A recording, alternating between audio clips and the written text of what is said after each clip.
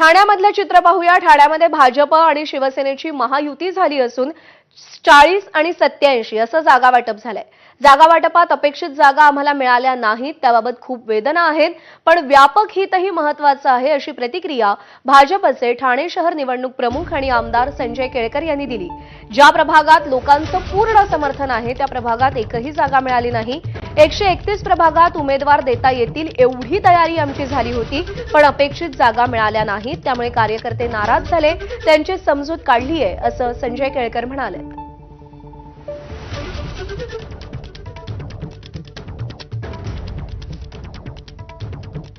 आणि उमेदवारी अर्ज भरण्याची वेळ दुपारी संपल्यानंतर जळगावात रात्री महायुतीची अधिकृत घोषणा करण्यात आली।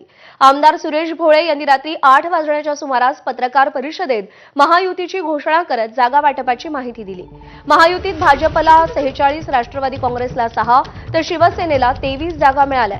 काही ठिकाणी शिवसेना शिंदे गट आणि भाजपच्या उमेदवारांमध्ये आयात निर्यात झाल्याची माहितीही त्यांनी दिलेली आहे।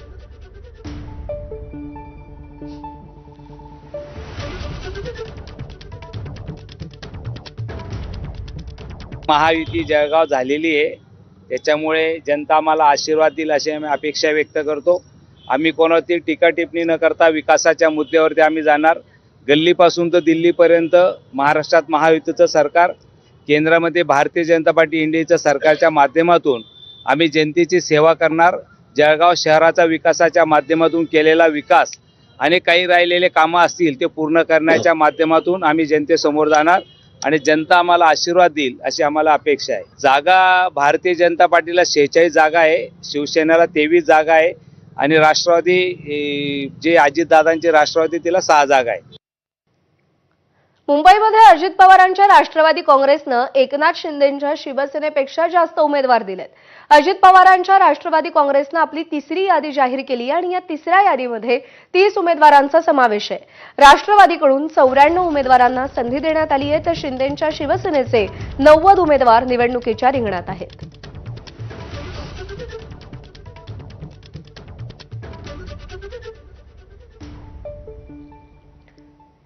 ठाण्यामध्ये शिंदेंच्या शिवसेनेच्या प्रमिला केणी यांना तिकीट नाकारलं गेलंय आणि त्यांच्या जागी पराजित झालेल्या मनाली पाटलांना तिकीट देण्यात आलंय आणि त्यामुळे प्रमिला केणी आता अपक्ष निवडणूक लढवणार आहेत। यंदा केणींना तिकीट नाकारलंय, मात्र त्यांचा मुलगा मंदार केणीला तिकीट दिलंय, त्यामुळे आई अपक्ष आणि मुलगा शिवसेनेच्या तिकिटावर लढणार आहे।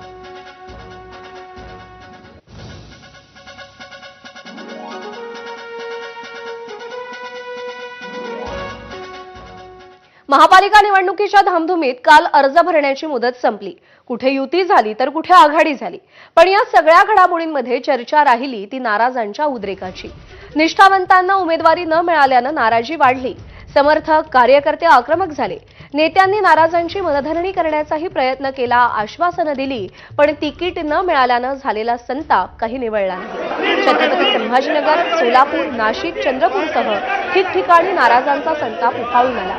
कुठे इच्छुकांच्या अश्रूंचा बांध फुटला तर कुठे नाराजांनी शिव्यांची लाखोली वाहिली, कोणाला भोवळ आली तर कुणी थेट पेट्रोलची बाटली घेऊन आत्मदहनाचा इशारा देऊ लागलं।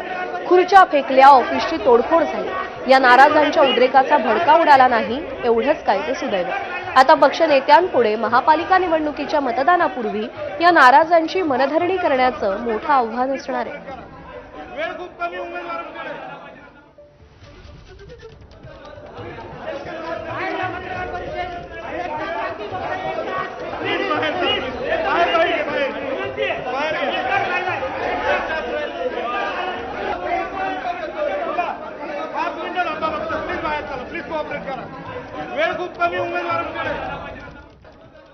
आणि अर्ज भरण्याच्या अगदी शेवटच्या दिवशी काल नाराजांच्या ज्वालामुखीचा सर्वाधिक उद्रेक छत्रपती संभाजीनगरमध्ये पाहायला मिळाला। तिकीट वाटपावरून भारतीय जनता पार्टीतली अंतर्गत धुसफूस अगदी प्रकर्षानं समोर आली। वर्षानुवर्ष पक्षासाठी घाम गाळूनही ऐनवेळी उमेदवारीसाठी डावलल्यानं संताप व्यक्त करण्यात आला।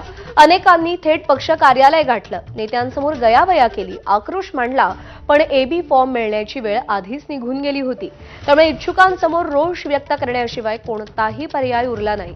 शेवटी पोलिसांना मध्यस्थी करून त्यांना आवरावं लागलं. काही नाराजांनी आत्मदहनाचा इशारा दिला तर काहींनी बंडाचा झेंडा उगारत उपोषणाचा पवित्रा घेतला.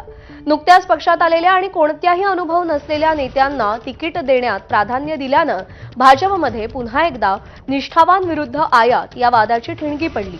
अनेक जुने कार्यकर्ते नाराज असल्यानं याचा परिणाम निकालावर होऊ शकतो अशीही चर्चा आहे.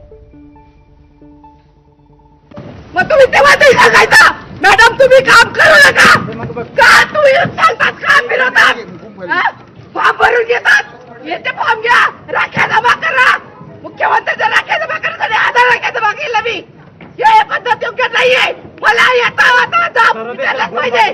मला हे जॉब पाहिजे. मी किती वर्ष शांत बसणार 18 वर्ष झाले मला काम करून आता 19 माझ्यावर. अहो मी 30 वर्ष झाले झक मारतोय भाजपमध्ये. कुत्र विचारित नव्हतं त्यावेळेस आम्ही काम केलेलं आहे. सगळ्या पदाधिकारी मुंडे साहेबापासून काम केलेलं आम्ही आणि आम्हाला जे हाकलतात